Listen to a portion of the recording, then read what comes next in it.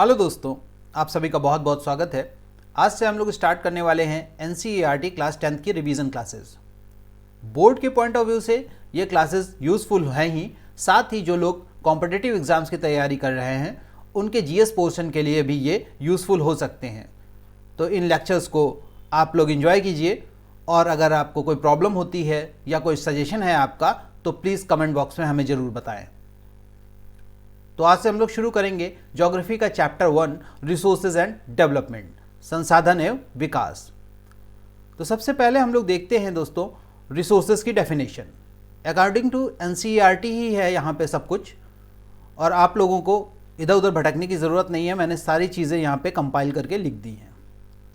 तो सबसे पहले देखेंगे रिसोर्सेज की definition. Everything available in our environment, हमारे इन्वायरमेंट में जो कुछ भी अवेलेबल है, जो कुछ भी हमें दिखता है, उसको हम रिसोर्स की तरह इस्तेमाल कर सकते हैं। तो everything available in our environment which can be use to satisfy our needs, मतलब हमारी ज़रूरतों को जो सेटिस्फाई कर सके, जो हमारी आवश्यकताओं की पूर्ति कर सके, ऐसी सभी चीज़ें संसाधन हो सकती हैं या रिसोर्स कहलाई जा सकती हैं। विच इज़ टेक्निकली एसेसिबल, यानी जो टेक्निकली तकनीकी रूप से हमारे लिए यूज़ करने के योग्य हों, मतलब जिनको हम यूज़ कर सकें तकनीकी रूप से। ऐसा नहीं है कि कोई चीज़ ऐसी ले आए जिसका हमें इस्तेमाल करना ही नहीं आता, तो हम लोग करेंगे क्या उसका। आपको कोई आयरन ओर पकड़ा दे और बोले कि इससे आयरन बना लीजिए, आपके पास टेक्नोलॉजी है नहीं तो कैसे बना लेंगे। तो इसलिए टेक्निकली एसेसिबल होना चाहिए रिसोर्स का, इकोनॉमिकली फीजिबल। ह्यूमन बीइंग की आदत है कि वो हमेशा फ़ायदे के लिए काम करता है, और हर लिविंग ऑर्गेनिज्म अपने फ़ायदे के लिए ही काम करता है। तो जाहिर है अगर हम रिसोर्स का इस्तेमाल कर रहे हैं तो हमें ये देखना पड़ेगा कि वो इकोनॉमिकली फीजिबल है कि नहीं है।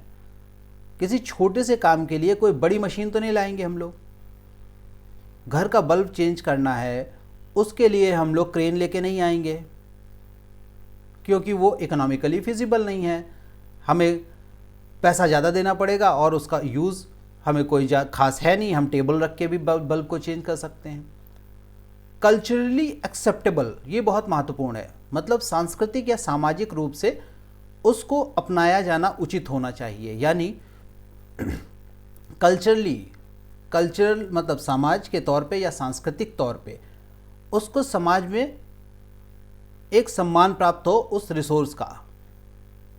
आप किसी भी ऐसे रिसोर्स का इस्तेमाल नहीं कर सकते या नहीं करना चाहिए जो हमारे समाज में अवैधानिक है या उसको मान्यता प्राप्त नहीं है।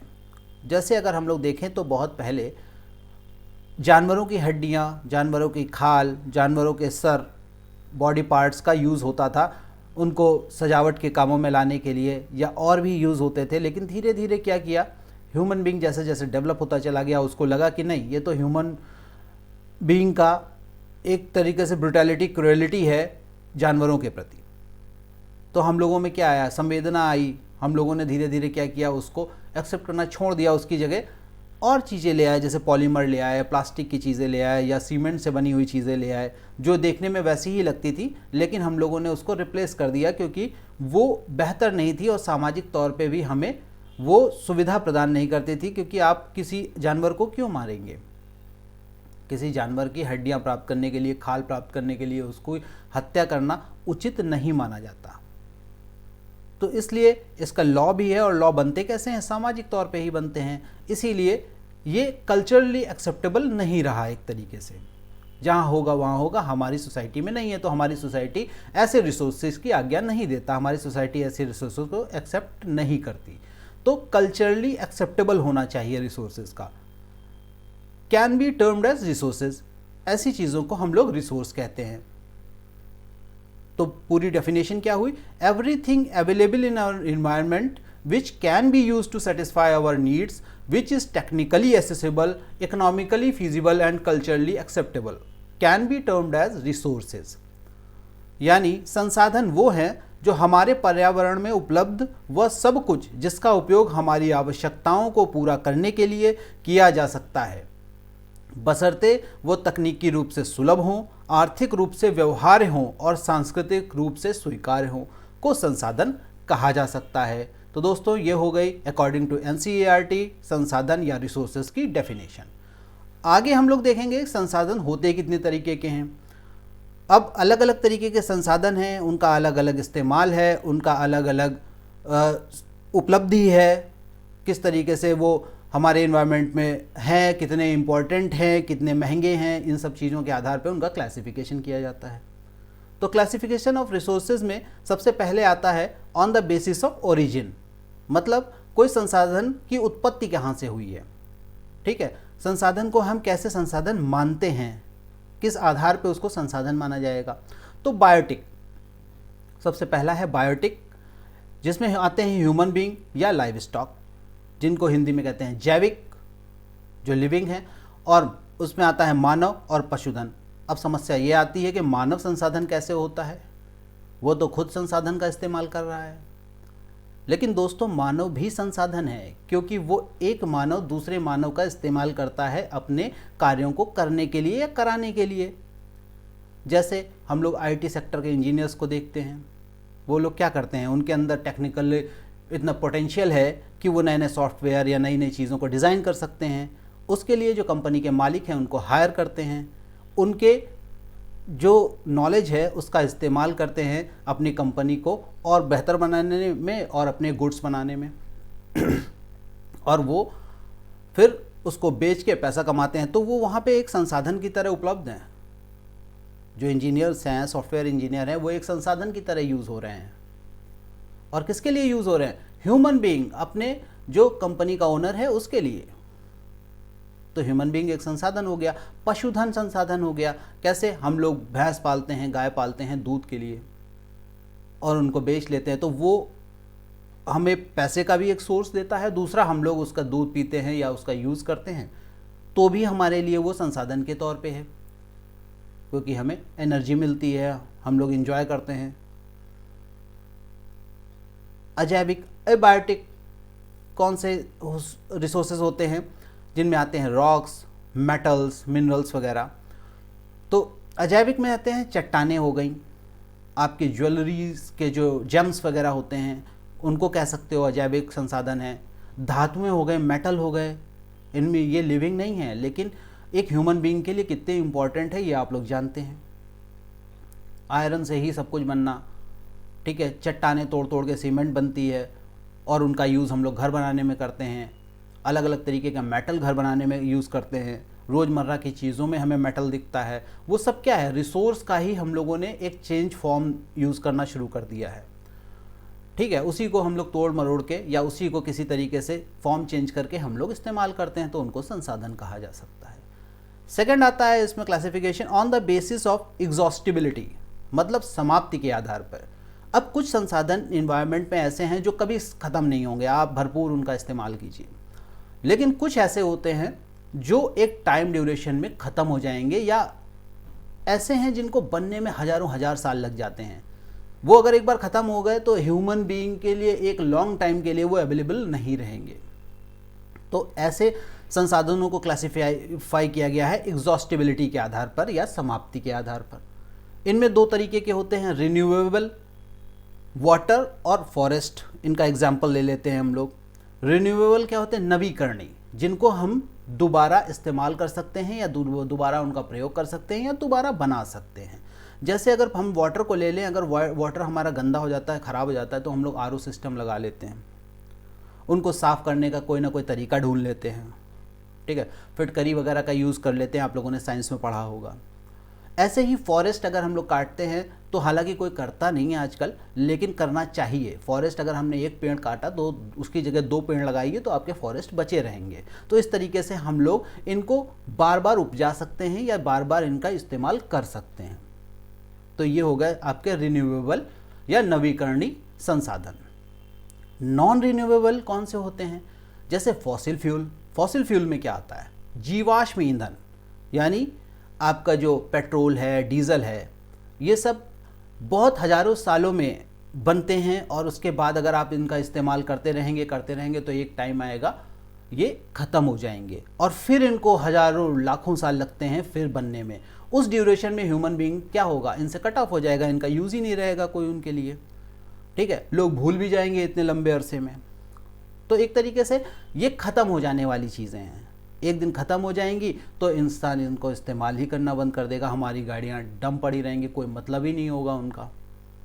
ठीक है, तो इस तरीके के जो रिसोर्सेज होते हैं उन्हें नॉन रिन्यूएबल रिसोर्सेज कहते हैं, जो किसी ना किसी दिन ख़त्म हो जाएंगे। इनका एग्जाम्पल देना है तो आप पेट्रोल डीजल का एग्जाम्पल दे सकते हैं, कोल का भी एग्जाम्पल दे सकते हैं, राइट। इसके बाद आता है दोस्तों इसी में on the basis of ownership. Ownership के आधार पर रिसोर्सेज क्या होते हैं, स्वामित्व के आधार पे। ठीक है, अब किसी के पास अपने रिसोर्सेज हैं, वो अपने रिसोर्सेज का इस्तेमाल करता है, कोई सामूहिक रिसोर्सेज का इस्तेमाल कर लेता है, कोई और चीज़ों का इस्तेमाल करना चाहता है, तो उसके आधार पे हम लोग रिसोर्सेज को या स्वामित्व ओनरशिप के आधार पे भी रिसोर्सेज को देखते हैं। इनमें क्या होता है, इंडिविजुअल मतलब पर्सनल, व्यक्तिगत। कुछ ऐसे रिसोर्सेज होते हैं जो आप अपने लिए ही इस्तेमाल करते हैं और उनका यूज़ भी आप अपने, जैसे आपका घर है, आपके अपने इस्तेमाल की जगह है, पब्लिक प्लेस तो है नहीं कि कोई भी आया और रहने लगा। ठीक है, तो व्यक्तिगत या इंडिविजुअल आधार पे जो रिसोर्सेज होते हैं उसमें हाउस आता है, आपका हैंड पाइप हो गया, वेल्स हो गए, या आपके पर्सनल यूज़ की कोई भी चीज़ एक एज अ रिसोर्स हम लोग काउंट कर सकते हैं इंडिविजुअल रिसोर्स के तौर पे। दूसरा इसमें है कम्युनिटी, पब्लिक पार्क्स, मतलब कम्युनिटी मतलब जहाँ पे सामूहिक रूप से लोग इस्तेमाल कर सकते हैं। पब्लिक पार्क्स का भी एग्जाम्पल दे सकते हैं आप लोग, गेस्ट हाउसेस का भी एग्जाम्पल दे सकते हैं इसमें, क्योंकि वो सामुदायिक होते हैं, है ना। स्वास्थ्य केंद्र जो सरकार की तरफ से है वो सामुदायिक हैं, वो लोग जा सकते हैं, बहुत सारे लोग वहाँ पे आ सकते हैं, जिनको भी प्रॉब्लम है आराम से जा सकते हैं। कहीं पे पे करना पड़ता है, कहीं पे नहीं करना पड़ता है। पब्लिक पार्क्स में पे नॉर्मली नहीं करना पड़ता, लोग आते हैं जाते हैं, उसमें किसी को कोई बाउंडेशन नहीं होती, कोई सीमा नहीं होती, कोई भी सामाजिक व्यक्ति उसमें जा सकता है। नेशनल क्या होते हैं, जिनको राष्ट्रीय तौर पे या हमारी केंद्र सरकारें अपने हाथों में रखती हैं और उनका वो डेवलपमेंट करती हैं, या हमारे लिए एक पब्लिक के लिए वो रिसोर्स जनरेट कर रही होती हैं, लेकिन होता अधिकार उन पे एक तरीके से सरकारों का। तो नेशनल रोड, रेलवेज बनाती हमारी गवर्नमेंट्स हैं और इस्तेमाल हम सभी लोग करते हैं। तो ये राष्ट्रीय आपके रिसोर्सेज हो गए, नेशनल रिसोर्सेज हो गए, सड़कें हैं, रेलवेज हैं, राइट। इंटरनेशनल क्या होंगे, इंटरनेशनल में होगा जो कोई ऐसा संसाधन जो पूरी दुनिया एक साथ इस्तेमाल कर रही हो या जिसका यूज़ सबके लिए बराबर हो, जैसे हमारे इन्वायरमेंट का यूज़ है। ठीक है, अब जो इन्वायरमेंट अमेरिका में है, इंडिया में भी वही है, चाइना में भी वही है, मलेशिया में भी वही है, हर जगह वही इन्वायरमेंट है, एक ही हमारा अर्थ है और उसी को हम लोग इस्तेमाल करते हैं। और इसमें क्या होता है कि अगर हम लोग ज़रा सा भी बदमाशी करेंगे या थोड़ा सा भी गड़बड़ करेंगे तो क्या होगा, हमारा इन्वायरमेंट ख़राब होने लगता है, और उस ख़राब होने के कारण हम लोग क्या करते हैं, एक दूसरे को ब्लेम करना शुरू कर देते हैं कि आपने गलत किया, आपने किया, इसलिए इन्वायरमेंट गड़बड़ हो गया। तो ऐसे रिसोर्सेज को बनाए रखने के लिए बहुत ही महत्वपूर्ण कार्य किए जाते हैं, जो हम लोग इसी में आगे देखेंगे। तो इंटरनेशनल इन्वायरमेंट में इंटरनेशनल रिसोर्सेज में हम लोग इन्वायरमेंट को देखेंगे एग्जाम्पल के तौर पे। ठीक है, अब एक क्लासिफिकेशन आता है on the basis of status of a development, मतलब विकास की स्थिति के आधार पे कोई संसाधन तो है, लेकिन वो संसाधन हमारे लिए कितना यूज़फुल है या हम उसको कितना यूज़ कर पा रहे हैं, और उस संसाधन में कितना पोटेंशियल है, कितना और यूज़ किया जा सकता है। ठीक है, तो वो जैसे आप अगर एग्जाम्पल ले लें अपने घर का, तो कोई टूल है, अगर आप यूज़ करेंगे तो हो सकता है उसको पूरी तरीके से इस्तेमाल करना आपको ना आए, लेकिन वहीं उसका कोई ऑपरेटर है जो टेक्निकली उसको समझता है, अगर उसके हाथ में वो टूल दे देंगे तो वो उसको बेहतर तरीके से यूज़ करके आपको और फ़ायदा दिला सकता है। तो ऐसे बहुत सारे रिसोर्सेज भी होते हैं, नेचुरल भी होते हैं, मैन मेड भी होते हैं, जिनको हमें लगता है कि नहीं अब ख़त्म हो जाएंगी चीज़ें, यहाँ तक ही इसका पोटेंशियल है, लेकिन होता क्या है, टेक्निकली हम उसको और इम्प्रूव कर लेते हैं और उसका और अच्छा इस्तेमाल होने लगता है। ठीक है, तो जैसे पहले हम लोग अगर देखें तो बैटरी का इस्तेमाल होता था, आपने घर में बल्ब जला लिया या बाहर कहीं कोई जंगल में या अपने बागों में रहते थे लोग, तो वहाँ पे बल्ब वगैरह, फ़ैन वगैरह का एक इस्तेमाल कर लेते थे। कभी किसी ने नहीं सोचा होगा कि कभी बैटरी के ज़रिए गाड़ियाँ चलने लगेंगी, कारें चलने लगेंगी या ट्रेनें चलने लगेंगी, लेकिन आज पॉसिबल हो गया। बैटरी वही है, लेकिन क्या हुआ, इंसान ने उसके पोटेंशियल को बढ़ा लिया, उसके क्षमताओं को समझा और अपने हिसाब से उसके एज अ रिसोर्स उसको और बेहतर बनाते गए, और आज ये स्थिति है कि हम बड़े से बड़ी चीज़ को मूव कर सकते हैं बैटरी के जरिए। तो ये एक एग्जांपल हो गया। तो इनमें क्या है, इनको कैसे क्लासिफाई किया गया है, पोटेंशियल के आधार पे, यानी संभावनाएं क्या हैं, किसी रिसोर्स में क्या संभावनाएं हैं। रीजनल होते हैं, ये क्षेत्रीय आधार पे होते हैं। जैसे बहुत सारे क्षेत्र ऐसे होते हैं जहाँ के लोग इतने डेवलप नहीं हैं, वहाँ रिसोर्सेज तो बहुत है लेकिन वहाँ के लोग इतने डेवलप नहीं हैं, टेक्निकली इतना क्षमता नहीं है कि वो अपने रिसोर्सेज का इस्तेमाल कर लें। अगर हम एग्जांपल ले लेते हैं अफ्रीका का, तो वहाँ पे बहुत सारे नेचुरल रिसोर्सेज हैं, मिनरल रिसोर्सेज भी हैं, लेकिन हम लोग वो लोग वहाँ इस्तेमाल करना नहीं जानते। तो क्या होता है, वो जानते हैं कि हमारे अंदर क्षमताएं, लेकिन हम टेक्निकली इतने अभी बेहतर नहीं हो पाए हैं कि हम लोग इनका यूज़ कर लें। तो क्षेत्रीय आधार पे क्या है, संभावना तो है उनके पास, लेकिन वो अभी उनको यूज़ करना जानते नहीं हैं। तो ऐसे रिसोर्सेज को हम लोग पोटेंशियल या संभावी रिसोर्स समझते हैं या कहते हैं। ठीक है, जो फर्दर फ्यूचर में हो सकता है वो लोग अपना यूज़ करना सीख जाएं या यूज़ करने लगें या किसी तरीके से भी उसका इस्तेमाल जान जाएं वो लोग। दूसरा आता है डेवलप्ड स्टॉक, जो विकसित भंडार हैं। जैसे हम लोगों को पता है कि हमारे यहाँ कोयला बहुत होता है, हम लोगों को पता है कि यहाँ पे कोयला निकाला जाता है, हमारे पास टेक्नोलॉजी भरपूर है, हम लोग आराम से कोयला निकालते हैं, अपने देश में भी इस्तेमाल करते हैं और विदेशों में बेचते भी पैसे भी कमा रहे हैं। तो हम अपने रिसोर्स का पूरा तरीके से यूज़ कर पा रहे हैं। रिजर्व, अब कुछ चीज़ें ऐसी होती हैं जो फ्यूचरिस्टिक होती हैं, संचित भंडार, मतलब कुछ भविष्य में हमें पता है कि वहाँ पर रिसोर्स हैं, लेकिन हम भविष्य में उनका इस्तेमाल करेंगे। जैसे बहुत सारे ऐसे कंट्रीज़ हैं जिनको पता है, उनके पास टेक्नोलॉजी भी है, लेकिन वो अपने रिसोर्सेज को इस्तेमाल नहीं करते, उनको भंडार के तौर पे रखे रहते हैं। वो फ्यूचरिस्टिक हैं, वो भविष्योन्मुखी हैं कि ये तो हमारे लिए हैं ही, ये तो हमारे क्षेत्र के हैं और इनको तो हम कभी भी निकाल लेंगे। तो वो क्या करते हैं, वर्ल्ड मार्केट से चीज़ों को लिया करते हैं। जो लोग अपने रिसोर्सेज को बेच रहे हैं उनसे लिया करते हैं और अपने भंडार को संचित रहते हैं। जैसे हम लोग भी करते हैं ना चालाकी, कि अपनी चीज़ों को बचा के रख लिया, दूसरी की चीज़ जब तक इस्तेमाल कर रहे हैं, जब उसकी ख़त्म हो जाएगी तब अपनी निकाल के लाएंगे। ठीक है, वैसे ही तो ऐसे होते हैं फ्यूचरिस्टिक स्टॉक्स या तुम्हारे फ्यूचरिस्टिक रिसोर्सेज, संसाधन। विकास की स्थिति के आधार पे संसाधन का ये तीसरा पार्ट है दोस्तों। संचित भंडार भविष्योन्मुखी होते हैं, पता होता है, टेक्नोलॉजी होती है, लेकिन उनको तब भी हम लोगों ने सुरक्षित रखा हुआ है कि इन फ्यूचर हम लोग देखेंगे, इनका इस्तेमाल करेंगे। अब आते हैं संसाधनों का विकास कैसे किया जाता है, development of resources. Development of resources मतलब हम लोग कैसे संसाधनों का बेहतर इस्तेमाल कर सकते हैं, उनका कैसे हम लोग अच्छे से मतलब है उसको एक्सप्लॉइट नहीं करना, उसको बर्बाद नहीं करना है, लेकिन हम उनका कैसे बेहतर इस्तेमाल कर सकते हैं और उनसे कैसे ह्यूमन बीइंग अपना फ़ायदा उठा सकता है। तो लाभ के आधार पे होते हैं डेवलपमेंट। अगर हम देखेंगे तो resources are vital for human survival as well as for maintaining the quality of life. मानव अस्तित्व के लिए, जीवन की गुणवत्ता बनाए रखने के लिए संसाधन बहुत ही महत्वपूर्ण होते हैं। बिल्कुल सही बात है। अगर संसाधन नहीं है, हमारे पास चीज़ें नहीं हैं, तो हम लोग क्या होंगे, हमारा समाज या हम लोग खुद पर्सनली भी बहुत अच्छे काम नहीं कर पाएंगे या बहुत बेहतर अपनी लाइफ को नहीं बना पाएंगे। एसी, फ्रिज, कूलर नहीं बन पाते अगर हम लोग संसाधनों का सही इस्तेमाल नहीं कर पा रहे होते। तो संसाधनों के डेवलपमेंट से ये हमें या ह्यूमन बीइंग को लाभ होते हैं। Resources are free gift of nature. संसाधन प्रकृति के मुफ्त उपहार है। मतलब संसाधनों का जैसे जैसे डेवलपमेंट होता गया वैसे पता चलता गया कि ये कितने यूज़फुल हैं और नेचर ने हम भी नेचर का पार्ट है और नेचर ने हमारे लिए, हमारे फ़ायदे के लिए कितनी चीज़ें धरती पे उपलब्ध करा रखी हैं और हम उसका कैसे अपने फ़ायदे के लिए इस्तेमाल कर सकते हैं। तो ये हो गए आपके बेनिफिट, संसाधनों के, रिसोर्सेज के डेवलपमेंट के बेनिफिट्स हैं।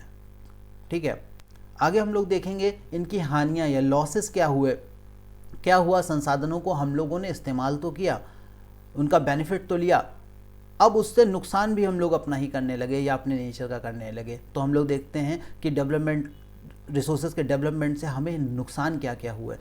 Resources are satisfying the greed of few individual, संसाधन कुछ व्यक्तियों के लालच से नष्ट हो रहा है, यानी इससे हानि होने लगी लोगों को कि वो संसाधन जो हम लोग डेवलप कर रहे थे या हम लोग आराम से जिनका इस्तेमाल कर पा रहे थे, लोगों ने लालच में आके उनको बहुत ज़्यादा ख़राब करना शुरू कर दिया, एक्सप्लॉइट करना शुरू कर दिया, बुरी तरीके से उनका बिना सोचे समझे कि ये रहेंगे, बचेंगे कि नहीं बचेंगे, आगे आने वाली जनरेशन के लिए होंगे कि नहीं होंगे। तो इस तरीके से बहुत सारा हम लोगों ने अपना ही नुकसान करना शुरू कर दिया। ये लॉस है डेवलपमेंट ऑफ रिसोर्स के। Accumulation of resources in few hands which in turn divide the society in two segment, rich and poor. कुछ ही हाथों में संसाधनों का संचय होने से समाज दो भागों में विभाजित हो जाता है, गरीब और अमीर। स्वाभाविक है, संसाधनों पे अगर कुछ ही लोगों का हाथ होगा तो वो क्या करेंगे, उसको ऊट पटांग दामों में बेचेंगे। जो अमीर होगा वो खरीद लेगा, जो गरीब होगा उसका यूज़ नहीं कर पाएगा। इसलिए कोशिश ये रहनी चाहिए कि जो भी संसाधन हम, भाई नेचर ने हमें फ्री गिफ्ट दिया है तो उसको हम लोग सभी के साथ बांटना चाहिए। लेकिन लोग क्या करते हैं कि अपनी ग्रीड के लिए उस पर एक अधिकार जमा लेते हैं, मोनोपोली करने की कोशिश करते हैं, उनको अपने हाथों में लेने की कोशिश करते हैं। और उससे होता क्या है कि संसाधन कुछ लोगों के हाथों में इकट्ठा होते हैं, जिनके पास होते हैं वो उसको एक्सप्लॉइट करते रहते हैं, और बाकी लोग बेचारे उसका कोई यूज़ नहीं कर पाते और वो गरीब होते चले जाते हैं। क्योंकि संसाधनों से ही तो आर्थिक स्थिति भी कहीं ना कहीं जुड़ी हुई है। उनका इस्तेमाल करना या उनको हम बेच दें दूसरों को तो हम लोग पैसे भी तो उसी से अर्न कर लेते हैं। लेकिन अगर कुछ ही लोगों का उस पर अधिकार हो जाएगा तो कैसे यूज़ होगा, फिर सबके लिए कैसे होगा? तो फिर बाइफर्केशन होने लगेगा, सोसाइटी बंटने लगेगी। और कुछ रिच जो जिनके पास संसाधनों का यूज़ आता है या टेक्नोलॉजी है या जो लोग संसाधनों पे अपने अधिकार जमाए हुए हैं वो तो इस्तेमाल करते रहेंगे, बाकी लोग गरीब होते चले जाएंगे। तो ये भी लॉस है, हानि है संसाधनों के डेवलपमेंट से। ठीक है, दूसरा आता है exploitation of resources has led to global ecological crises such as global warming, ozone layer depletion, environmental pollution and land degradation। संसाधनों के दोहन ने वैश्विक परिस्थिति संकट जैसे ग्लोबल वार्मिंग, ओजोन परत की कमी, पर्यावरण प्रदूषण और भूमि क्षरण को जन्म दिया। बिल्कुल, अब संसाधनों को एक लिमिट में इस्तेमाल करते तो हम लोग शायद उसको बहुत दिन तक बचा भी पाते और उनका बेवजह इस्तेमाल नहीं होता। और बेवजह इस्तेमाल किसी चीज़ की भी अति बुरी होती है। अगर आप लोग किसी भी चीज़ को खाना ज़्यादा खा लें तो दिक्कत होना स्वाभाविक है। तो वैसे ही अगर हम संसाधनों का बुरी तरीके से यूज़ करेंगे तो वो क्या होगा, एक ना एक टाइम नेचर उसका बदला हमसे लेगा, और वो ले रहा है क्योंकि हम लोगों ने उसको बहुत बुरी तरीके से ख़राब करना शुरू कर दिया। उन संसाधनों का यूज़ की जगह मिस यूज़ करना शुरू कर दिया। तो इससे क्या हुआ, संसाधनों के दोहन ने वैश्विक पारिस्थितिक संकट खड़े कर दिए। खूब पेट्रोल जलाया, खूब आग जलाई, बिना सोचे समझे हम लोगों ने काम किए, तालाबों को, नदियों को पॉल्यूट कर दिया। अब क्या है, नेचर हमसे बदले ले रहा है। नेचर को तो बैलेंस करना है ना। और ह्यूमन बीइंग ने क्या किया, जो फ्री में मिला था उसको इतना यूटिलाइज कर लिया। वही है, शादी में अगर खाना फ्री में मिल जाए तो ऐसा तो नहीं है कि इतना खा लोगे कि पेट फट जाए।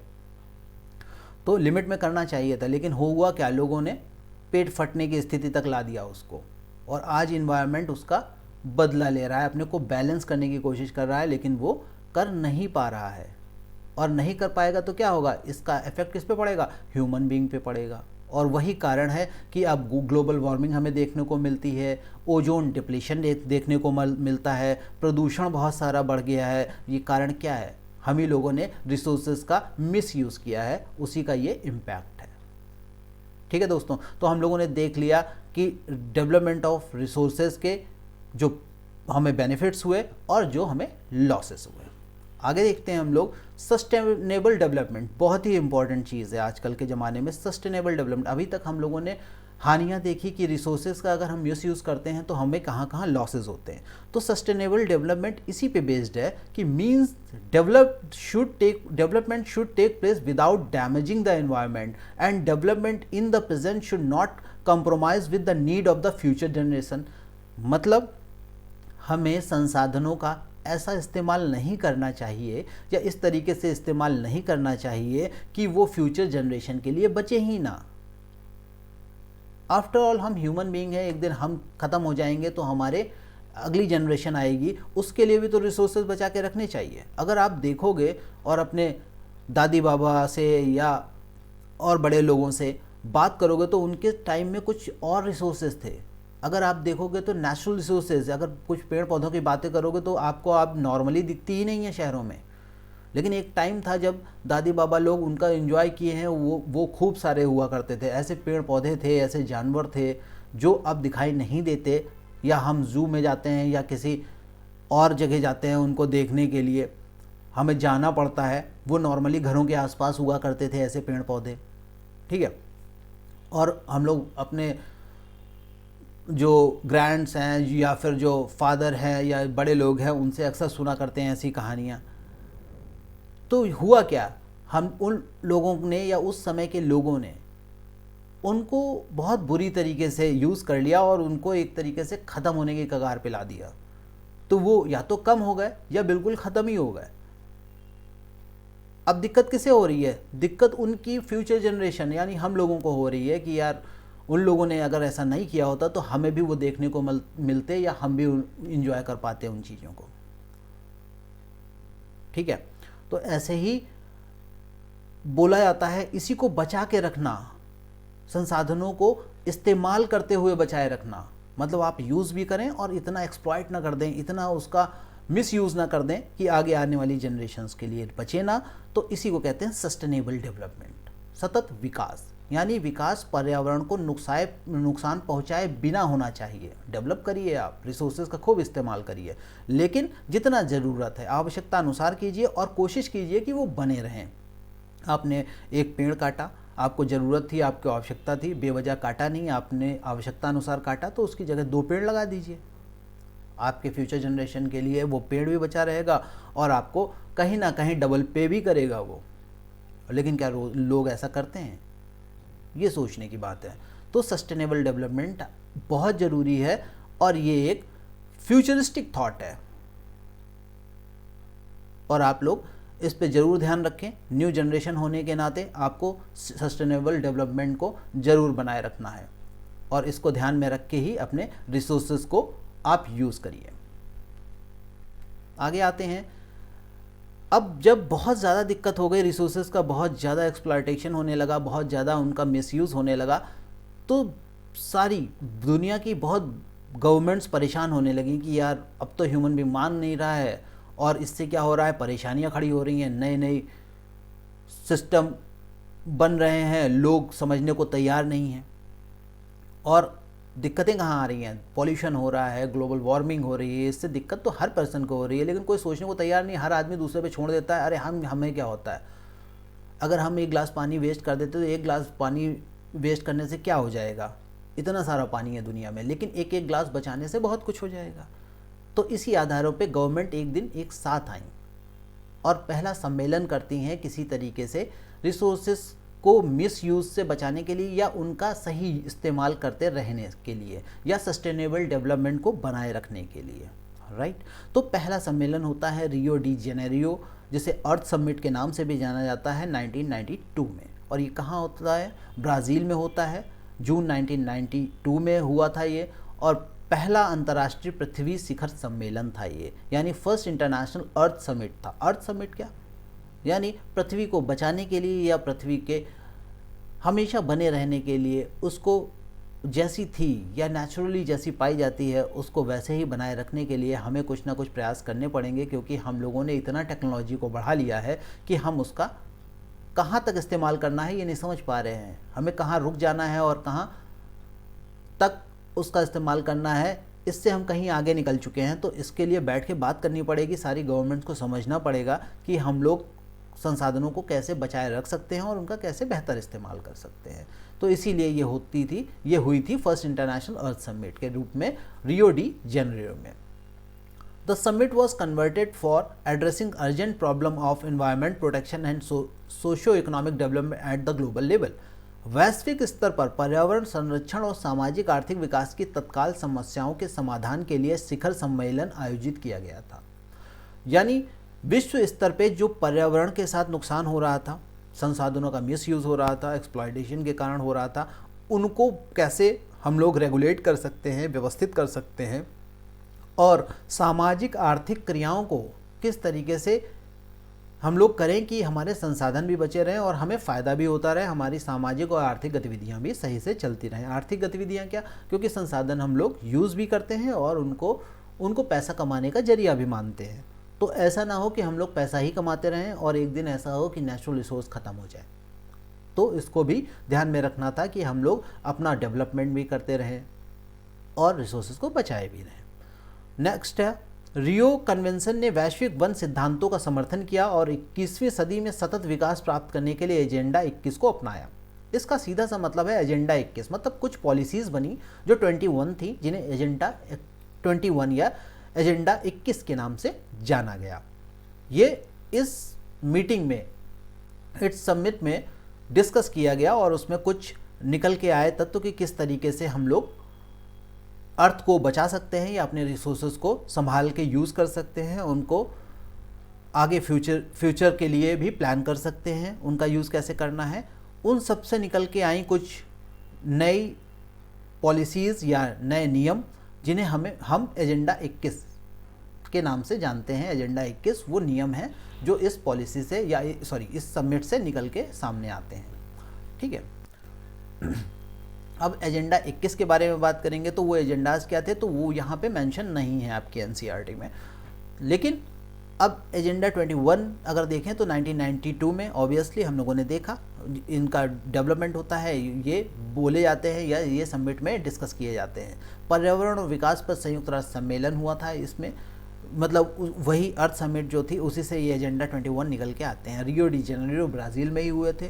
वैश्विक सतत विकास प्राप्त करना, सस्टेनेबल डेवलपमेंट के लिए ही एजेंडा 21 की बात रखी गई थी, या एजेंडा 21 को का प्रपोजल दिया गया था सभी कंट्रीज़ के लिए। अच्छा, इसमें सबसे अच्छी बात ये थी कि स्थानीय सरकार, मतलब अब बहुत सारी कंट्रीज साथ में थी, हर कंट्री के अपने अपने नियम हैं, कायदे हैं, कानून हैं, तो सबको इसमें छूट दी गई कि वो अपने हिसाब से ये जो 21 लॉज बताए गए हैं या नियम बताए गए हैं, इनको अपने हिसाब से, अपने कंट्री के हिसाब से डेवलप करने की कोशिश करें। जैसे उनके यहाँ लॉ हों, जैसे उनके यहाँ लोग हों, जैसे उनके यहाँ नागरिक हों, उस तरीके से कोशिश करें कि इनको संभाल के रखा जाए और इन नियमों के आधार पे ही हम लोग अपने संसाधनों का इस्तेमाल करें। तो ये था एजेंडा 21, राइट।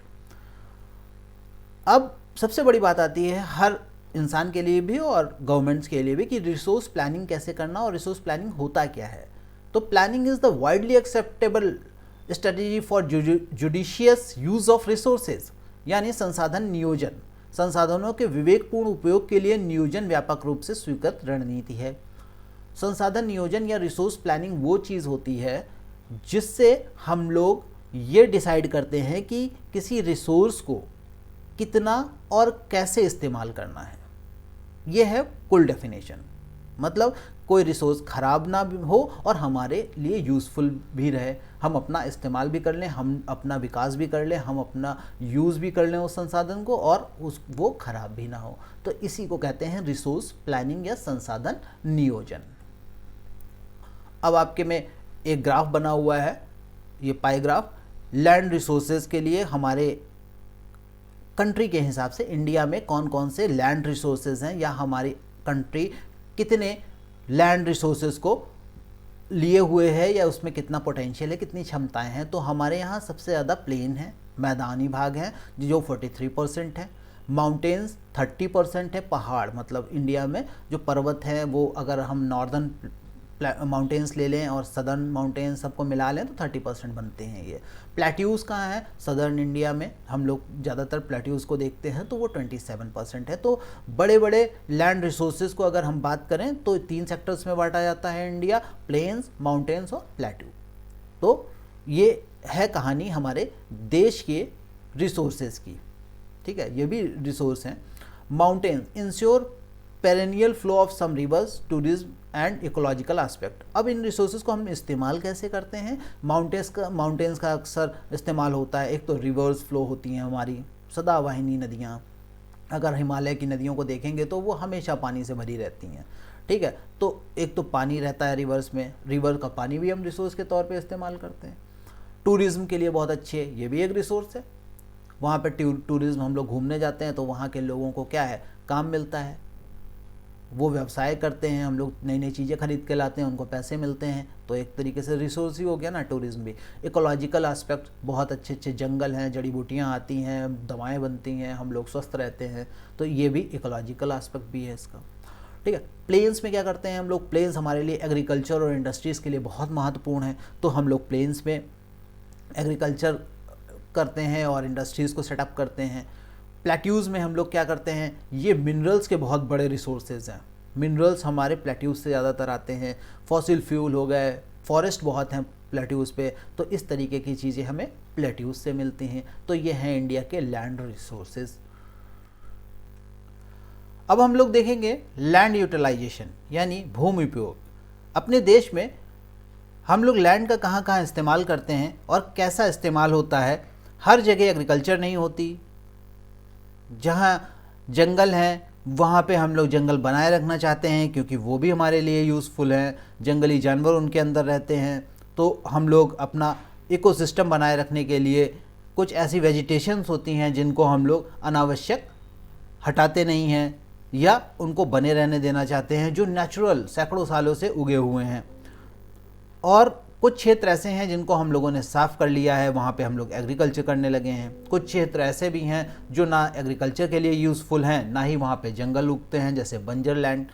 और मॉडर्नाइजेशन के तहत बहुत सारी चीज़ों को हम लोगों ने अपने हिसाब से मॉडिफाई कर लिया है, बहुत सारी ज़मीन को अपने हिसाब से उपयोग करने लगे हैं। तो इस तरीके के यूजेस को हम लोग यहाँ देखने वाले हैं। तो सबसे पहला है फॉरेस्ट, जंगल। हम लोगों के यहाँ नेचुरली उगाने वाली जो वेजिटेशन होती है उसे जंगल के रूप में देखते हैं। बड़े बड़े पेड़ होते हैं, घने होते हैं, जंगली जानवर रहते हैं और ये नेचुरली उगाते हैं, तो इन्हें हम लोग जंगल के रूप में जानते हैं और हमारे इंडिया में काफ़ी क्षेत्रों पे जंगल फैले हुए हैं। सेकंड है land not available for cultivation. कुछ ऐसी ज़मीनें भी हैं जो बंजर हैं और कल्टीवेशन यानी कृषि भूमि के लिए उपजाऊ नहीं है, कृषि के लिए उपजाऊ नहीं है वो ज़मीनें, तो उन पे हम लोग क्या करते हैं, वो ऐसे ही पड़ी हुई हैं, बंजर भूमि के तौर पे खाली पड़ी रहती हैं, उन पे कोई भी एग्रीकल्चर नहीं होता। Other uncultivated land, grazing land, अन्य कृषि अयोग्य भूमि भी होती है। कुछ ऐसी जगह भी होती हैं जहाँ पे हम लोग एग्रीकल्चर तो नहीं करते हैं लेकिन अपने किसी और एक्टिविटी को या और तरीके के रिसोर्सेज के रूप में उसका इस्तेमाल करते हैं। जैसे अगर कोई जानवर पालन करता है तो उसके लिए घास चरने के लिए, जानवरों के लिए, उनको खाना के लिए, उनको फीडिंग के लिए चारागाह चाहिए होते हैं, ठीक है, ग्रेजिंग लैंड चाहिए होती है।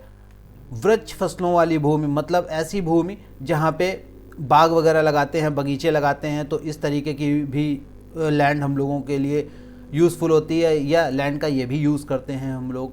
कुछ ऐसी ज़मीनें हैं जो 5 साल से अधिक कृषि वर्षों के लिए पड़ती पड़ी हैं। पड़ती का मतलब होता है अनकल्टिवेटेड, यानी हम लोगों ने 5 साल हो गए हैं और उस पर वो एग्रीकल्चर लैंड है, उस पर हम लोग एग्रीकल्चर कर सकते हैं लेकिन हम लोगों ने छोड़ रखा है, या जिसकी भी वो ज़मीनें हैं उन लोगों ने उसे छोड़ रखा है, उसका यूटिलाइजेशन नहीं किया है उन्होंने। पिछले 5 सालों से उन पर कोई भी अपना एग्रीकल्चर यानी कोई भी कृषि या बीज भी नहीं बोया है, ऐसे ही खाली पड़ी हुई है।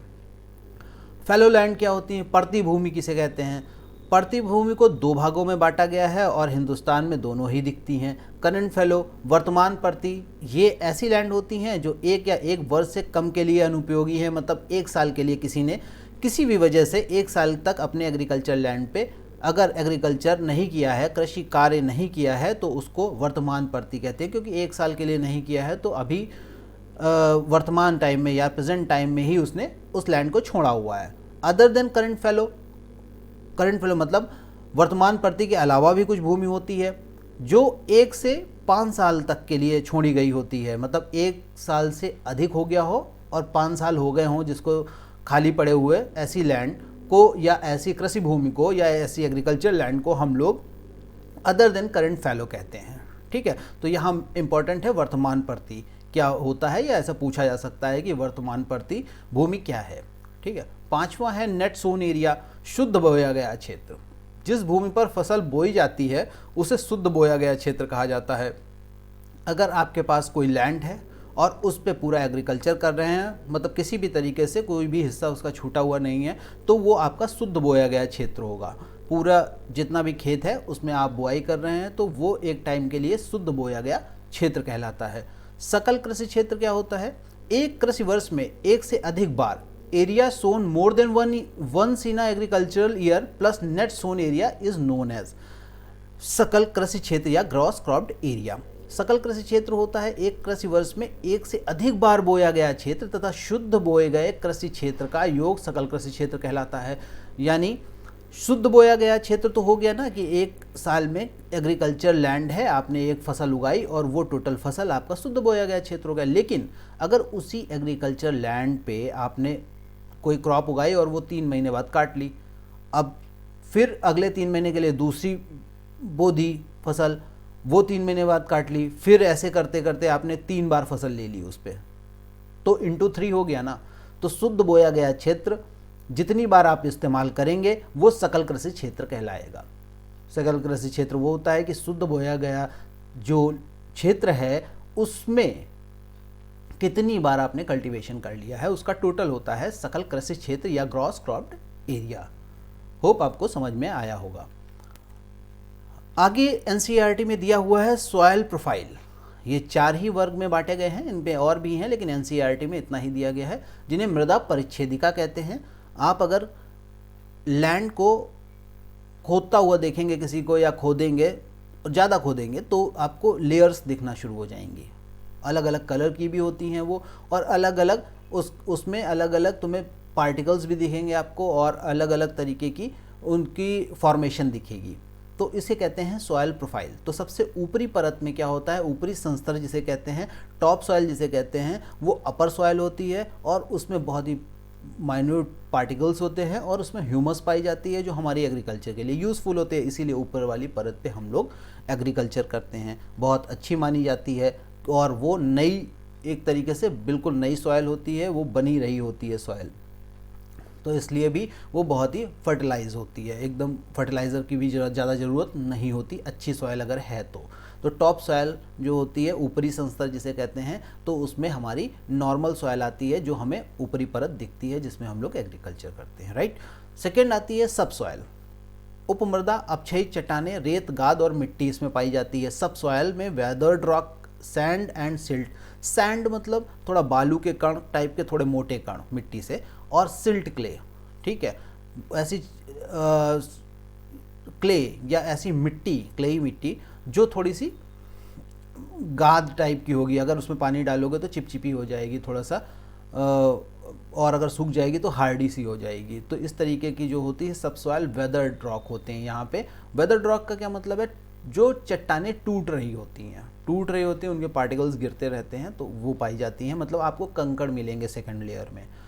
सब stratum, weathered parent rock material. तीसरी लेयर पे आप आएंगे तो अपक्षयित आधारीय चट्टानें मिली। आधारीय चट्टानें मतलब पेरेंट रॉक्स, जैसा रॉक फॉर्मेशन उस जगह का है, सॉयल सारी रॉक से ही बनती हैं, रॉक के टूटने से बनती हैं। तो जब जहाँ पे जैसी रॉक सिस्टम पाया जाता है, ठीक वही टूट के अगर अंदर गिर जाता है या वही नीचे है तो उसको पेरेंट रॉक सिस्टम कहते हैं, ठीक है। तो सबस्ट्रेटम में क्या मिलता है, वेदर्ड पेरेंट रॉक मटेरियल ही मिलता है। फोर्थ आ जाता है अनवेदर्ड पेरेंट बेड रॉक, ठीक है। अपक्षय रहित आधारीय चट्टानें, मतलब ये किसी भी तरीके से नेचुरली जैसे थी वैसे ही हैं, इनमें कोई भी वेदरिंग नहीं होती है, वैसे ही ईंट पत्थर भरे हुए हैं अंदर और उसमें किसी भी तरीके का चेंज हमें नहीं देखता। तो ये सॉइल प्रोफाइल है, हालांकि बहुत ज़्यादा इंपॉर्टेंट नहीं है लेकिन एनसीईआरटी में था तो मैंने यहाँ पे आपको थोड़ा सा बता दिया। मोस्ट इम्पॉर्टेंट थिंग, पूरे चैप्टर की जान, क्लासिफिकेशन ऑफ सॉइल्स, मिट्टियों का वर्गीकरण, सारे एग्ज़ाम्स के लिए, बोर्ड एग्ज़ाम्स के पर्पज़ से, सभी के पर्पज़ से बहुत ही इंपॉर्टेंट चीज़ है ये। और मैंने यहाँ हाथ से ही बनाया हुआ है मैप, तो आप लोग भी इसकी प्रैक्टिस कर सकते हो। मैप ज़रूर बनाइएगा, एसएसटी में नंबर लाने के लिए मैप बहुत ही आवश्यक चीज़ है। तो क्लासिफिकेशन ऑफ सॉइल्स में हम लोग देखेंगे एक एक करके। हमें यहाँ पे एनसीईआरटी में 6 सॉइल फॉर्म मिलते हैं, तो 1 बाय 1 हम लोग इसका डिस्क्रिप्शन भी देखेंगे। यहाँ पे हम लोगों ने देखा है कि किस तरीके से सॉइल्स मिलती हैं। तो ये है फॉरेस्ट सॉइल, इधर ये एलुवियल सॉइल आ जाती है, फिर black soil, red and yellow soil, ठीक है, लेटराइट सॉयल और एरिड सॉयल। तो इस तरीके से हम लोगों ने इसको डिस्क्राइब किया हुआ है, यहाँ पे क्लासिफिकेशन दिखा दिया है मैप में, और इसका अब हम लोग डिस्क्रिप्शन देखेंगे नेक्स्ट वीडियो। तो यहाँ पे आ जाते हैं हम लोग। सबसे पहला है एलुवियल सॉयल या जलोढ़ मृदा। मोस्ट वाइडली स्प्रेड, सर्वाधिक व्यापक फैलाव होता है। मतलब इंडिया में जितनी भी सॉयल हैं, सॉयल सिस्टम है, उनमें सबसे ज़्यादा सॉयल पाई जाती है कौन सी? एलुवियल सॉयल, जलोढ़ मृदा। वेरी फर्टाइल, ये अत्यधिक उपजाऊ है, बहुत ही ज़्यादा उपजाऊ मानी जाती है। Formed by deposits brought by the reverse. निर्माण कैसे होता है या ये मिट्टियाँ कैसे बनती हैं? नदियों द्वारा लाए गए निक्षेपों से। नदियाँ अपने साथ, क्या होता है, नदियाँ कहाँ से आती हैं? माउंटेन से उतरती हैं। माउंटेन में पहाड़ हैं, पत्थर हैं, उनको फोर्स या धक्का लगाती हैं। आपको पता है कि पानी में बहुत ताकत होती है।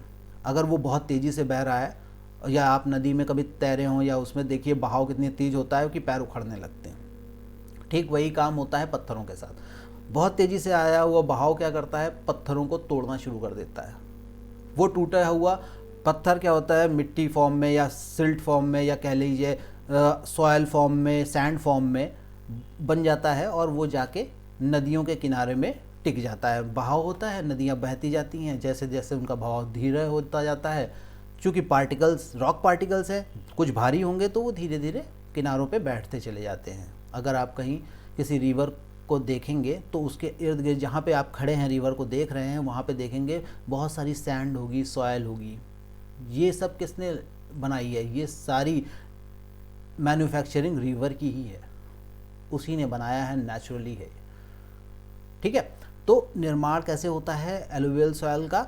नदियों द्वारा लाई गए निक्षेपों से, ठीक है, डिपॉजिट्स से। और वो निक्षेप क्या होते हैं? रॉक्स के टूटे हुए पार्टिकल्स, राइट। एलुवियल सॉयल को दो भागों में बांटा जाता है, ठीक है, new and old alluvial soil type में, ठीक है। इसको बांगर कहते हैं, जो पुरानी जलोढ़ मृदा होती है, यानी ओल्ड एलुवियल जो होती है उसको बांगर कहते हैं, और ये इसमें कंकड़ बहुत पाए जाते हैं, राइट।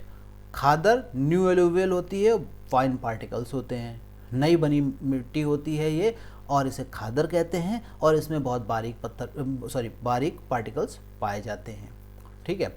तो अगर जलोढ़ मिट्टी जो होती है वो पूरी तरीके से उपयोगी होती है एग्रीकल्चर के लिए, लेकिन अगर हम यहाँ बांगर और खादर में बात करें तो खादर ज़्यादा उपयोगी होगी, क्योंकि उसमें माइन्यूट पार्टिकल्स या फाइन पार्टिकल्स पाए जाते हैं। कंकर वंकर होंगे तो उसमें एग्रीकल्चर के लिए थोड़ी सी प्रॉब्लम क्रिएट होगी, राइट। आगे चलते हैं।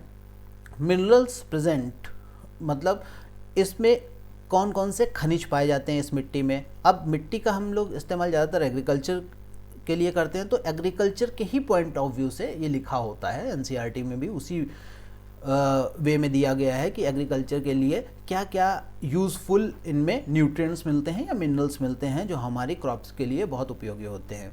तो क्या है? पोटास इसमें भरपूर पाया जाता है, फॉस्फोरिक एसिड खूब होता है, और चूना खूब मिलता है। तो इस तरीके के न्यूट्रिएंट्स मिलते हैं, इसलिए यहाँ पे एग्रीकल्चर बहुत ही अच्छी होती है। एलुवियल सॉयल जलोढ़ मृदा में फसलें कौन कौन सी होती हैं? इसमें गन्ना, धान, गेहूं, लगभग सारी ही फसल हो जाती हैं, ठीक है। और ये सारी ही क्रॉप के लिए बहुत यूज़फुल है, लेकिन मेनली गन्ना, धान, गेहूं वाला क्षेत्र इसमें आता है, और एलुवियल सॉयल पे बहुत आसानी से, बहुत अच्छी उपजाऊ भूमि कहते हैं इसको, तो उपज भी खूब अच्छी होती है इन पे, okay. Regions of alluvial soil are intensively cultivated and densely populated. जलोढ़ मृदा या एलुवियल सॉयल जहाँ भी पाई जाती है उन क्षेत्रों में गहन खेती होती है, क्योंकि खेती के लिए बहुत यूज़फुल है। तो शुरुआत से, जब से ह्यूमन बीइंग आया, तो वो कहाँ रुकता है? वो हमेशा रिवर के किनारे या नदियों के किनारे ही अपना बसाव करता था, अपना डेरा बनाता था। और उस क्यों बनाता था? एक तो पानी नज़दीक है, और दूसरा खेती के लिए भूमि बहुत अच्छी है, और वो सिस्टम आज भी चला आ रहा है वहीं पे। इसीलिए पॉपुलेशन ज़्यादा हो जाता है। क्यों? क्योंकि मिट्टी बढ़िया, एग्रीकल्चर बढ़िया, खाने के लिए सब कुछ उपलब्ध, पानी उपलब्ध। बेसिक नीड में हमारे क्या आता है? खाना और पानी, दोनों चीज़ें उपलब्ध हैं। इसलिए हम लोग कहाँ टिकते हैं? जाके रिवर सिस्टम के आसपास, और वहाँ पे हमें मिलेगी जलोढ़ मृदा, और वहाँ पे हम लोग क्रॉप कल्टीवेशन करेंगे और बढ़िया एग्रीकल्चर करेंगे। ठीक है, कुछ अपने लिए रख लेंगे, बाकी बेचने के काम में भी आता है। तो इसलिए आप जहाँ पे भी देखेंगे, अगर इंडिया में ही देखें, यूपी, बिहार, पंजाब वाले क्षेत्र, तो यहाँ पे क्या है, नदियाँ बहुत हैं, इसीलिए यहाँ पे एग्रीकल्चर बहुत अच्छा है। ठीक है, तो इस तरीके से आप एग्जाम्पल भी लिख सकते हो स्टेट्स के कि कहाँ कहाँ एलुवियल सॉइल पाई जाती है। हालांकि मैप में बना हुआ है, अगर बना देंगे तो आपको बहुत ज़्यादा डिस्क्राइब नहीं करना पड़ता। ओके, अब आती है सेकंड नंबर पर ब्लैक सॉइल, काली मृदा। तो काली मृदा क्या क्यों कहा जाता है? क्योंकि रंग ही काला होता है, इसका देखने में काली होती है। इसको रेगुर मिट्टी भी कहा जाता है।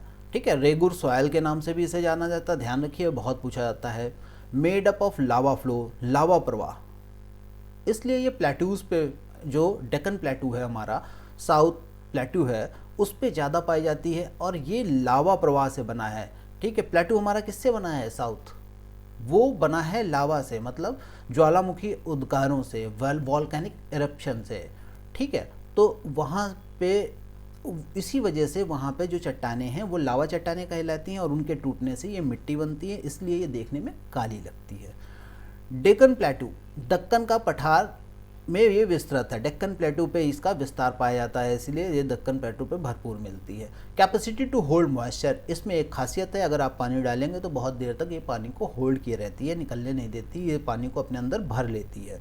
तो इसलिए भी कम बारिश होती है, लेकिन अगर बारिश हो गई एक दिन तो 10-15 दिन तक ये बाकायदा अपना पानी होल्ड करके रख लेगी, इसलिए ये फ़ायदेमंद होती है।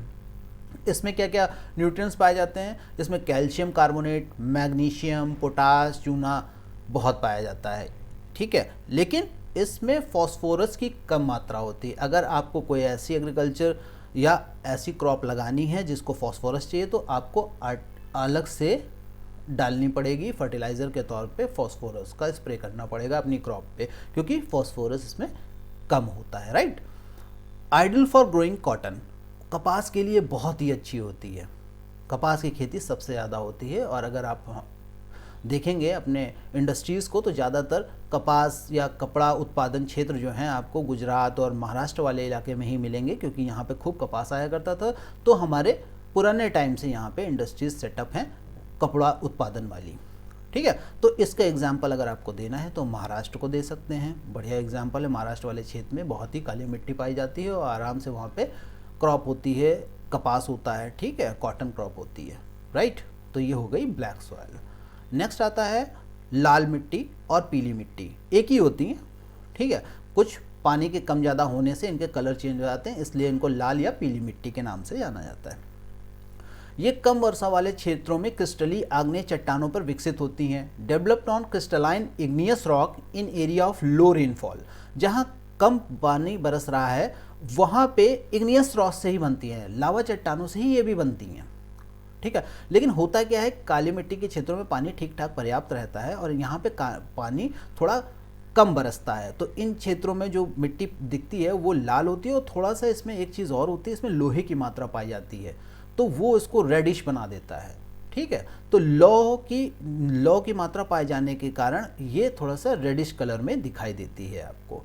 ठीक है, और पानी कम बरसता है, बनती वो ये भी उसी तरीके से हैं, लावा चट्टानों से ही। ओके, दक्कन पठार के पूर्वी और दक्षिणी भाग में विस्तृत है, ये भी डेक्कन प्लेट्यू पे ही विस्तृत है।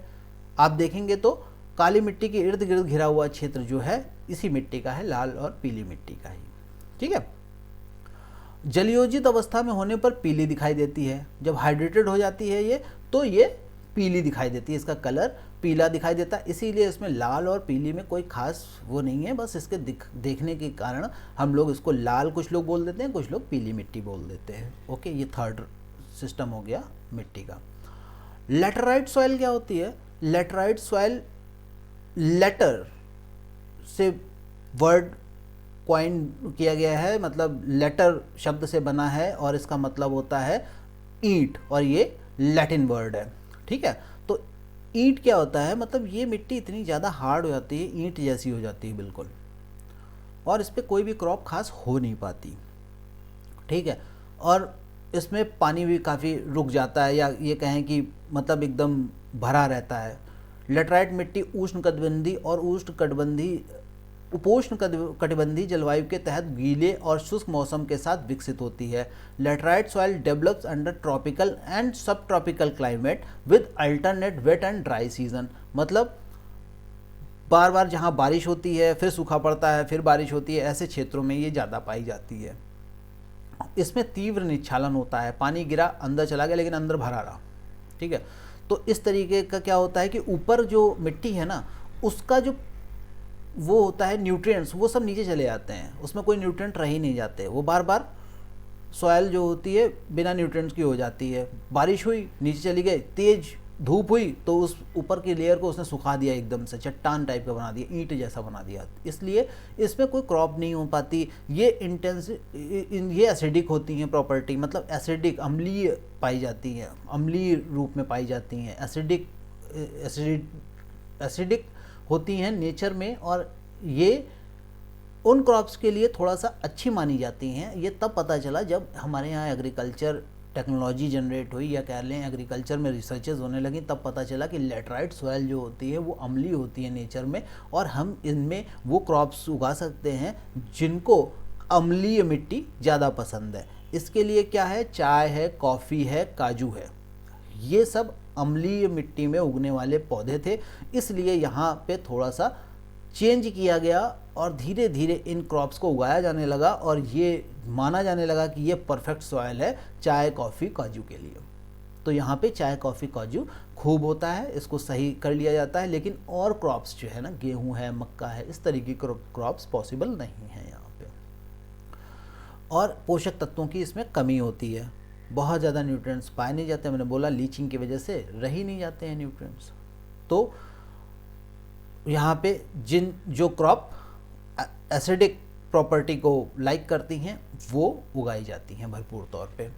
ठीक है, आगे आता है मरुस्थलीय मृदा या एरिड सॉइल। ऑब्वियसली नाम से आपको पता होगा कि ये मृदा कहाँ पाई जाती है, जहाँ पे डेजर्ट्स होते हैं। ठीक है, dry climate and high temperature, शुष्क जलवायु जहाँ होगी और उच्च तापमान रहेगा, पानी कम बरसता है और धूप बहुत तेज होती है, तो इन जगहों पे आपको मरुस्थलीय मृदा मिलेगी। बनावट में रेतीली होती है, बनावट इनकी रेतीली होती है, मतलब सैंड ही होती है, चट्टानें टूटी और वैसे के वैसे ही पड़ी रहती हैं, तो सैंड ही होती है नॉर्मली। प्रकृति में लवणीय होती हैं, सलाइन इन नेचर होती हैं। ठीक है, नमक बहुत पाया जाता है इसमें, सॉल्ट्स बहुत पाए जाते हैं, इसलिए भी ये किसी भी यूज़ में ज़्यादा नहीं आती। ह्यूमस और नमी की कमी होती है इनमें। ह्यूमस कहाँ से आएगा, जब वेजिटेशन नहीं है तो ह्यूमस कहाँ से आ जाएगा, वेजिटेशन नहीं है तो जानवर भी नहीं है तो ह्यूमस पॉसिबल नहीं है। तो नमी की कमी होती है, बारिश होती नहीं तो नमी ऑब्वियसली कम होगी। कंकड़ों से भरपूर होती, पत्थर टूटते हैं वहीं पड़े रहते हैं, कोई वेदरिंग वाला ज़्यादा काम होता नहीं है इस क्षेत्र में, तो कंकड़ पड़े रहते हैं उसमें, सैंडी होती ही है ये। कृषि के लिए बिल्कुल उपयोगी नहीं होती, एग्रीकल्चर बिल्कुल नहीं होती है। लेकिन अब नई रिसर्च से इनमें कुछ चेंजेस करके खजूर और इस तरीके की खेती होने लगी। कुछ सिट्रस फ्रूट्स भी माने जाते हैं कि इनमें हो जाते हैं। तो अब आप राजस्थान साइड देखेंगे तो राजस्थान में ये ज़्यादा पाई जाती है, यहाँ पे अपना थार डेजर्ट शुरू होता है, वहाँ पे ये खूब पाई जाती है और धीरे धीरे इसको इम्प्रूव भी कर रही है गवर्नमेंट। नेक्स्ट आती है फॉरेस्ट सॉइल, वन मृदा या माउंटेन सॉइल भी इसको कहा जाता है, क्योंकि ज़्यादातर जंगल कहाँ पाए जाते हैं हम लोगों के, माउंटेन एरिया में पाए जाते हैं। ठीक है, तो वहाँ पे ये मिट्टी बनती है। पहाड़ी और पर्वतीय क्षेत्रों में विस्तृत होती है, मैंने बताया आपको। ये found in the hilly and mountainous areas में ये मिलती है। मिट्टी की बनावट पर्यावरण के अनुसार बदलती रहती है। अब जैसा पर्यावरण होगा, माउंटेन अलग अलग तरीके के, कुछ ऊंचे हैं कुछ नीचे हैं, तो इससे भी बहुत ज़्यादा इफेक्ट पड़ता है उनकी क्लाइमेटिक कंडीशंस पे। ठीक है, तो इस वजह से भी इनके बनावट में अंतर आ जाता है। कहीं डेंस फॉरेस्ट हैं, कहीं फॉरेस्ट कम है, तो इस वजह से भी इनकी बनावट में अंतर दिखाई देता है। उच्च स्थानों पर मिट्टी कम ह्यूमस होती है। उच्च स्थानों पे मतलब जो ज़्यादा ऊंचे पहाड़ हैं तो उनकी चोटियों पे क्या होता है, वेजिटेशन कम होती है, तो ऑब्वियसली ह्यूमस भी कम होगा, क्योंकि वेजिटेशन के पत्ते उत्ते गिरने से, सड़ने गलने से ह्यूमस की फॉर्मेशन होती है। बहुत ऊंचाई पे कोई जानवर वानवर भी नहीं जा पाते, इस वजह से यहाँ पे ह्यूमस की आपको कमी मिलेगी। ऊंचाई वाले क्षेत्रों पे, ऊंचाई पे जो माउंटेन्स की सॉइल पाई जाएगी उसमें ह्यूमस की कमी मिलेगी। लेकिन अगर माउंटेन के निचले क्षेत्रों में देखेंगे तो डेंस फॉरेस्ट होते हैं, तो वहाँ पे ह्यूमस ऑब्वियसली ज़्यादा मिलेगा आपको, क्योंकि वहाँ पे खूब सारे पेड़ पौधे हैं। ठीक है। और ये ऊपर वाले जो मिट्टी होती है वो मोटे कणों की होती है। निचले भागों में पाई जाने वाली मिट्टी बहुत उपजाऊ मानी जाती है, दोमट और सिल्टदार होती है। मतलब एक तरीके से लोमी सॉइल है और ह्यूमस खूब पाया जाता है, मैंने बताया आपको, और उपजाऊ मानी जाती है। क्यों? क्योंकि ऊपर से जब पत्थर नीचे की तरफ लुढ़कते रहते हैं, गिरते रहते हैं, या रिवर सिस्टम से, या उनके वेदरिंग काफ़ी होती रहती है, तो उससे क्या होता है कि वो पार्टिकल छोटे छोटे पार्टिकल्स में बढ़ जाते हैं। मतलब जैसे मिट्टी के छोटे छोटे पार्टिकल्स होते हैं उस फॉर्म में आते हैं, मिट्टी फॉर्म में आ जाता है वो। और ऊपरी क्षेत्रों में जो मिट्टी पाई जाती है माउंटेन में, उसमें अभी कंकड़ हैं, बड़े बड़े पार्टिकल्स होते हैं, इसलिए वो बहुत ज़्यादा उपजाऊ नहीं होती। नीचे वाली मिट्टी बन चुकी होती है, इसलिए वो उपजाऊ होती है। तो ऊपर के माउंटेन्स में जो मिट्टी पाई जाती है और नीचे के जो माउंटेन में मिट्टी पाई जाती है, उनमें काफ़ी आपको अंतर मिलेगा। तो ये हो गया फॉरेस्ट सॉइल या माउंटेन सॉइल की कहानी। अब लास्ट है दोस्तों सॉइल इरोजन या मृदा अपरदन। क्या होता है सॉइल इरोजन? मृदा के कटाव तथा बहाव की प्रक्रिया मृदा अपरदन कहलाती है। Denudation of the soil cover and subsequent washing down is described as soil erosion। मतलब मिट्टी है, उस पे पानी पड़ता है तो वो कट जाती है, या उसमें आपका हवा चली तो उड़ने लगी। आपने देखा होगा जब बहुत तेज़ हवा चलती है तो मिट्टी उड़ने लगती है, हम लोग आंखें ढक लेते हैं इसी वजह से, क्योंकि मिट्टी ना आंखों में चली जाए। तो वो क्या है, खुली हुई सॉइल जहाँ पे भी होगी उसमें कोई ना कोई ऐसा काम हो रहा होगा नेचुरल कि वो ख़राब हो रही होगी, या उड़ती जा रही होगी, या एक जगह से दूसरी जगह ट्रांसफ़र होती रहती है। ठीक है, तो इसके लिए क्या करते हैं हम लोग, इसीलिए तो फॉरेस्ट लगाते हैं या ग्रास लगा देते हैं लोग। ठीक है, और ज़्यादातर हम लोग क्या करते हैं, जब गर्मी वगैरह बहुत होती है, जब हवा बहुत तेज़ चलती है, तो हम लोग घर के बाहर पानी डालते हैं मिट्टी पर, ताकि वो नीचे बैठ जाए, उसके पार्टिकल्स नीचे बैठे रहें। लेकिन क्या होता है, जैसे ही वो पानी सूखता है मिट्टी फिर से उड़ना शुरू कर देती है। ठीक है, तो ये मृदा अपरदन का ही एक प्रकार है जो अपने इर्द गिर्द हम लोगों को दिखता है। और इसको सॉल्व करने के लिए हम लोग इस पर फॉरेस्ट लगा सकते हैं, ग्रासेस लगा सकते हैं, कुछ और भी तरीके हैं जिनसे इन्हें रोका जा सकता है। तो मिट्टी का नष्ट हो जाना या ख़राब हो जाना, या उसका किसी तरीके से डिग्रेडेशन हो जाना, ये कहलाता है सॉइल इरोजन या मृदा अपरदन। Right. Reason of soil erosion, मृदा अपरदन के कारण क्या क्या हैं? अब मैंने बताया कि मानव निर्मित, ठीक है, ह्यूमन जहाँ पे भी है वो अपना नुकसान खुद ही किया करता है। ठीक है, कोशिश वो अच्छे के लिए करता है लेकिन उससे नुकसान हो जाते हैं। तो मानव निर्मित वनों की कटाई, ठीक, खूब उसने जंगल काटे तो क्या हुआ, जो नीचे की मिट्टी, जो जड़ें बांध के रखे हुए थी मिट्टी को, अब वो खुल गई मिट्टी, तो क्या हो गया, हवा चलेगी, पानी बहेगा, तो क्या हो गया, वो मिट्टी अब उस पानी के साथ या हवा के साथ बहती जाएगी या उड़ती जाएगी, तो ख़राब हो जाएगी। ठीक है, इधर से उधर, उधर से उधर होती रहेगी। ठीक है, अति चराई, बहुत सारे जानवर जब चरते हैं तो उनके खुरों से या उनके पैरों से बहुत सारे मिट्टी उखड़ के बाहर आ जाती है, और वहाँ पे फिर जल्दी ग्रास भी नहीं उगती। तो बराबर अगर आप कहीं ध्यान दिया हो कि किसी कच्चे एरिया से आप निकलते हो, तो जहाँ पे निकलते हो वहाँ पगडंडी सी बन जाती है। ठीक है, उस जगह पे ना घास उगती है ना कोई और चीज़ उगती। क्यों? क्योंकि हम लगातार उस पर चलते रहते हैं, तो जो घास उगने वाली होती है या जो होती है वो हमारे पैरों से कुचली जाती है और वो ख़राब हो जाती है। इसी तरीके से जब ज़्यादा किसी जगह पे जानवर चरते हैं तो उनके पैरों से भी मिट्टी हमारी ख़राब होने लगती है। निर्माण कार्य और खनन, कहीं माइनिंग हो रही है तो क्या, गड्ढा खोदते आ रहे हैं, उससे निकलने वाला मलबा इधर उधर बिखेरते जा रहे हैं, तो क्या हो जा रहा है, मिट्टी पूरी नीचे से भी आप बर्बाद कर रहे हो, जो ऊपर मिट्टी थी वो भी आपने बर्बाद कर दी नीचे से ला के।